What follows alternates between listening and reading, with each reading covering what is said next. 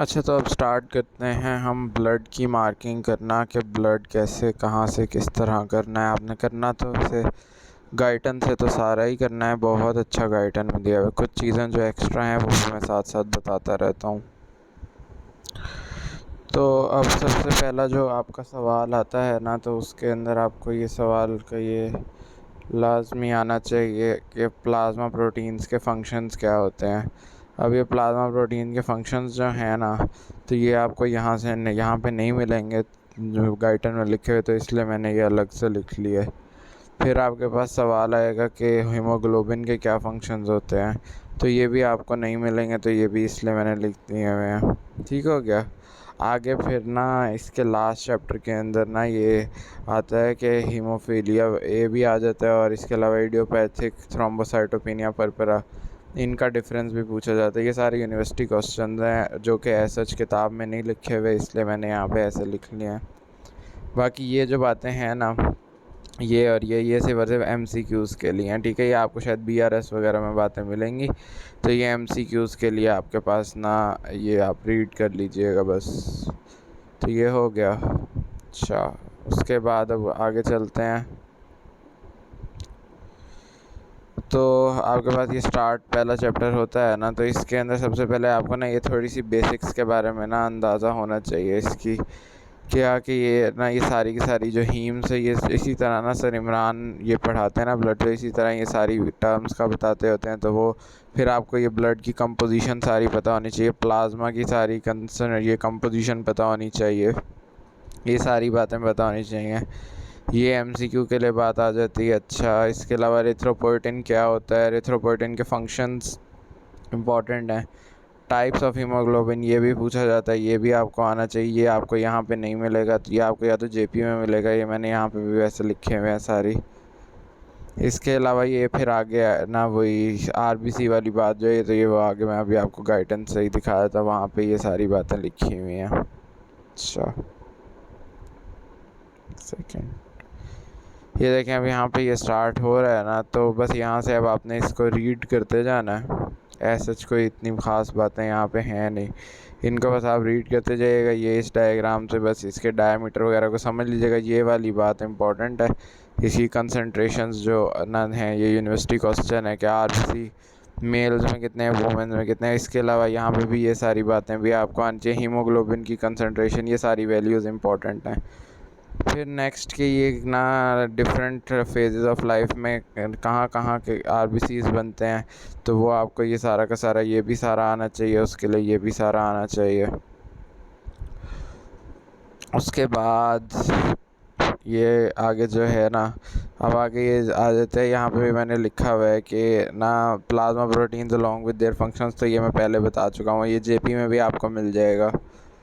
और नेक्स्ट उन्होंने कहा हुआ है कि ये स्टेजेस ऑफ एरिथ्रोपोइसिस, तो ये भी JP में भी वैसे हैं, यहाँ पे भी मिल जाएंगी यहाँ पे। अच्छा, ये जो नीचे वाला है ना, ये जो डायग्राम है, इस डायग्राम को भी आप लोगों ने अच्छे से करना है, क्योंकि ये आपको सारा का सारा बताएगा कि किस तरह एक सेल से डिफरेंट तरह के सारे सेल्स, एक सिंगल आपके पास ना हीमेटोपोइटिक स्टेम सेल था, उससे कैसे सारे बन रहे हैं। तो आपने इसको ऐसा इसी तरह याद कर लेना है।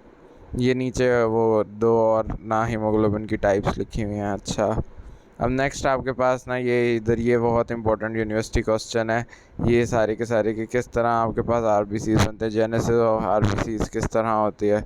ठीक है, तो ये थोड़ी सी मैंने उसकी ना डिटेलिंग भी करके लिखी हुई है, चाहे तो डिटेल कर लें। वैसे मैंने डिटेल की थी सिर्फ समझने के लिए, बाकी तो पेपर के अंदर आपको सिर्फ सीधा सीधा लिखना होता है। तो आप ये फिर दोस्त में जिस तरह का फ़्लो चार्ट बना हुआ है, तो ऐसा भी करके लिख सकते हैं, ये जो दिखा रहा हूँ मैं। फिर आपसे सवाल किया जाता है कि कौन से फैक्टर्स हैं जो एरिथ्रोपोइसिस की रेगुलेशन में मदद करते हैं, तो ये वाला आपके पास ये फ़्लो चार्ट जो है ये इसमें आ जाता है। ठीक हो गया। इसके अलावा पीछे इसके वो फैक्टर्स भी लिखे हुए हैं जो कि डिक्रीज़ करते हैं। ठीक है, तो वो भी फिरदौस में लिखा हुआ होगा, आप देख लीजिएगा। फिरदौस को भी साथ साथ रखिएगा चीज़ों में। ये देखें ना, ये नीचे करके ये वो सारे फैक्टर्स लिखे हुए हैं जो कि एरिथ्रोपोइसिस को इंक्रीज़ कर रहे हैं, तो वो आप देख लो अब। अच्छा, और यहाँ पे ये फैक्टर्स दैट डिक्रीज़ ऑक्सीजनेशन, तो वो ये वाले फैक्टर्स हैं, वो हो जाएंगे। बाकी ये सर इमरान ना जैक स्टैक मैकेनिज़्म से किस तरह ये चलता है ये करना बताते होते हैं।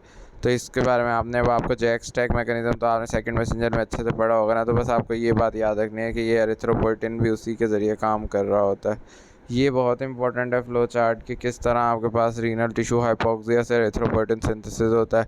और ये ऊपर वाली बात कि ये ना कहाँ कहाँ होते हैं, ये रीनल एपिथेलियल सेल्स और फाइब्रोब्लास्ट लाइक इंटरस्टिशियल सेल्स में होते हैं, ये बात लाजमी करनी है। इसके अलावा आपको ये ना पता होना चाहिए कि ये 5 डेज़ वाली बात MCQ के लिए इम्पोर्टेंट है। इसके अलावा ये मैंने यहाँ पे भी ये यूनिवर्सिटी क्वेश्चन करके लिखा हुआ है स्टिकी नोट के ऊपर। अच्छा, नेक्स्ट आपके पास आ जाता है ये कि ना विटामिन B12 का क्या रोल होता है आपके पास एरिथ्रोपोइसिस के अंदर, तो वही सारे के सारा फ्लो चार्ट के फॉर्म में मैंने बताया हुआ है। इसी तरह करके कर लेंगे तो आसानी रह जाएगी। बाकी ये सारी उसी की डिटेल लिखी हुई है, इसका अच्छे से कॉन्सेप्ट लीजिएगा, हमारा प्रॉफ में भी यही आया था। हीमोग्लोबिन फॉर्मेशन के लिए ये नीचे जो डायग्राम बनी हुई है यही काफ़ी होती है, यही आप पेपर में बना दो तो चल जाती है, बाकी डिटेल सिर्फ समझने के लिए। फिर ऊपर ये आयरन ट्रांसपोर्टर मेटाबॉलिज्म वाली जो डायग्राम है 33.7 है ना, ये अच्छे से करनी है, ये बहुत इंपॉर्टेंट है। बाकी ये ना सर इमरान भी बनवाते हैं, वैसे आप ये बायोकेम में भी पढ़ते हो। और ये आयरन की एब्जॉर्प्शन कैसे होती है, तो ये वाला है, ये अच्छा सा बनाया हुआ है मैंने। इसी तरह आप आयरन एब्जॉर्ब इस तरह होती है, फूड से किस तरह होती है, तो वो ये सारा का सारा आपने यूँ करना है। अच्छा, नेक्स्ट अब आप देखो तो ना ये यूनिवर्सिटी क्वेश्चन एक लिखा हुआ है मैंने, ये सिनेरियो टाइप था, तो ये भी इम्पोर्टेंट है। चैप्टर्स ब्लड के बहुत इंपॉर्टेंट है। बाकी ये आपके पास ना ये छोटे छोटे से कॉन्सेप्ट्स हैं। ये कलर इंडेक्स वगैरह आपसे पूछा जाता है कि क्या होते हैं कलर इंडेक्स वगैरह, तो ये आपको कलर इंडाइसेस आपको वहाँ पे JP में अच्छे मिल जाएंगे, वहाँ से ये लाजमी कलर इंडाइसेस देख लेना। बाकी डिस्ट्रक्शन ऑफ ये हीमोग्लोबिन कैसे होती है, तो वो भी ये वाला फ्लो चार्ट बनाया हुआ है, ये देख लेना। फिर आ जाता है एनीमिया। एनीमिया से बहुत सारे सिनेरियोज़ बनते हैं। इसके लिए ना ये मैंने स्टार्ट में कुछ कुछ बस इनकी ना इम्पोर्टेंट बातें लिखी हैं, लेकिन खैर मैंने इनके साइड्स पे ना करके इनके ये क्लिनिकल सिनेरियो में ना हर उसके अंदर जो जो बातें पूछी जा सकती थी ना वो मैंने उनके साथ साथ लिखी हैं। तो ये अब आप फिर देख लेना। ये भी मैंने नीचे मेगैलोब्लास्टिक एनीमिया हो गया, ये बाकी नीचे क्लासिफिकेशन ऑफ एनीमिया, ये सारे पेजेस पढ़ लेना। ये फिर उसके बाद फिर आगे वही सारा स्टार्ट हो जाता है।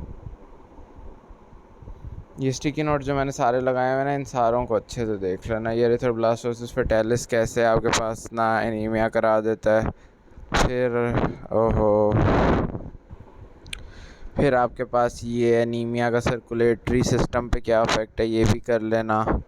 फिर कैसे एनीमिया को हम डायग्नोज करते हैं, ये वाइवा में पूछ लेते हैं, सर इमरान पूछ लेते हैं। अच्छा, उसके अलावा आपके पास ये सिकल सेल एनीमिया कैसे हीमोलिटिक एनीमिया कराता है, सिकल सेल डिजीज़ क्राइसिस क्या है, बहुत इंपॉर्टेंट है, यूनिवर्सिटी क्वेश्चन है ये। बाकी आपके पास ये क्लिनिकल पिक्चर जो बताई हुई है वो आपने देख लेनी है। ये मेगैलोब्लास्टिक एनीमिया के बारे में आपने देख लेना है। थैलेसीमिया देख लेना है, ये थैलेसीमिया यहाँ नहीं दिया हुआ, गाइटन में पूछ लेते हैं, ये भी आपने आना चाहिए। पॉलीसाइथीमिया वगैरह जो है उसके बारे में भी आपको पता होना चाहिए। Iron deficiency anaemia university question है, गाइटन में नहीं दिया हुआ, तो ये भी देख लेना है। जॉन्डिस के बारे में भी पूछ लेते हैं कि जॉन्डिस क्या है। ये सारे सेल्स मैंने बनाए हुए हैं, इनको इसी तरह ऐसा ये हिस्टो में भी आप पढ़ते हो, यहाँ पे भी आपको आनी चाहिए। इनकी शेप के इस तरह की शेप के होते हैं। WBC RBC का डिफरेंस आना चाहिए। बेज़ोफिल का फंक्शन और ना इओसिनोफिल का फंक्शन में डिफरेंस, मेजर डिफरेंस जो है वो वाला आना चाहिए। बाकी ये मैंने इनके फ़्लो चार्ट्स बनाए हुए हैं। बाकी इस चैप्टर में से ये वैल्यूज़ को थोड़ा बहुत देख लेना, ठीक है। ये जो सारी ये इसकी परसेंटेजेस हैं, बस इसके अलावा यहाँ ये वाली बातें कि आपके पास ना न्यूट्रोफिल्स इन्फेक्शंस में रेज होंगे, इओसिनोफिल्स जो हैं पैरासाइटिक इन्फेक्शंस में होंगे, बेज़ोफिल्स जो हैं वो एलर्जीज़ के अंदर हो जाएंगे। बाकी ना बाकी हाँ मुझे याद करा देना इसके ना, मैंने नोट्स भी इस चैप्टर के बनाए हुए हैं, अगर वो मांगोगे तो मैं दे दूँगा। उसके बाद ये लाइफ स्पैन ऑफ WBC, ये सारे MCQ के लिए ये सारी बातें आ जाती हैं। बल्कि हाँ अच्छा, ये मैंने बल्कि नोट्स इसी के साथ लगाए हुए हैं, तो ये देख लेना। इन्हीं नोट्स के अंदर मैंने चीज़ों को थोड़ा बहुत करके अच्छे से करके लिखा हुआ है। वही बातें किताब वाली ही होंगी, बस मैंने थोड़ा फ़्लो चार्ट वगैरह बना के लिखा होगा। ये न्यूट्रोफिल्स और ना मैक्रोफेजेस कैसे ना इन्फेक्शन के ना अगेंस्ट डिफेंड करते हैं, ये वाली बात आपके ये भी इम्पोर्टेंट है इसमें। यहाँ पे ये कीमोटैक्सिस वगैरह और डायबिटीज़ वगैरह ये यूनिवर्सिटी क्वेश्चंस हैं। फिर ये फैक्टर्स कौन कौन से कीमोटैक्टिक फैक्टर्स हैं, ये मैंने यहाँ पे करके भी कीमोटैक्टिक फैक्टर्स लिखे हुए थे। खैर ये भी देख लेना। आगे ना ये सारा चैप्टर के अंदर ये इन्फ्लेमेशन बहुत इंपॉर्टेंट है। यहाँ पे सरसाकी सवाल करते हैं कि how macrophage system is activated, तो किसी को भी नहीं आता होता। हाँ, तो आप लोगों को लेकिन आना चाहिए, क्योंकि ये किताब के अंदर ये लिखा हुआ है कि ना किस तरह आपके पास मैक्रोफेज कैसे एक्टिवेट होते हैं ना। एक सेकेंड, तो यहाँ पे अब आपके पास जो इन्फ्लेमेशन वाला टॉपिक है ना, ये तो ये अब आप ये देखें तो the substances strongly activate the macrophage system. बाकी किसी दिन मेरे से ना कोई इसकी ना स्टोरी का भी पूछ लेना। इम्यूनिटी की स्टोरी पूरी एक होती है, वो स्टोरी मैं सुना दूंगा। सर को वही स्टोरी सुनानी होती है, सर भी वही स्टोरी सुनना चाह रहे होते हैं। बाकी लेकिन ये मैक्रोफेज सिस्टम एक्टिवेट होना चाहिए, तो इस तरह ये एक्टिवेट स्ट्रांगली हो जाता है। ये आपको आना चाहिए। ये वॉलिंग ऑफ इफेक्ट बहुत इंपॉर्टेंट है। ये कौन कौन से इफेक्टर्स होते हैं जो कि आपके पास इन्फ्लेमेशन कराते हैं, ये हिस्टामिन, ब्रेडिकाइन, इसके अलावा ये सारे के सारे आपके पास जो इसकी करैक्टरिस्टिक्स हैं, ये मैंने तो ना इस निमोनिक से MS VLC से याद किया था। जिस तरह MS वर्ड वगैरह होता है, तो उस तरह एक VLC मीडिया प्लेयर MS ने खोल लिया है, तो उसके ये सारे के सारे हो गए। खैर ये याद रख लेना। ये भी यूनिवर्सिटी क्वेश्चन है। Effect of RI system on RBCs reticulo endo, हाँ बल्कि ये पीछे जो है ना ये सारा का सारा यहाँ पे ये जो दिया हुआ है very important, reticulo endothelial system बहुत इंपॉर्टेंट। इस चैप्टर में से एक यही सवाल जो है वो बहुत दफ़ा पूछा जाता है। तो ये आप इस तरह करके ये भी लिख सकते हो। ये डिफेंस लाइंस वाला जो है, रुको 2 सवाल मिक्स हो गए हैं।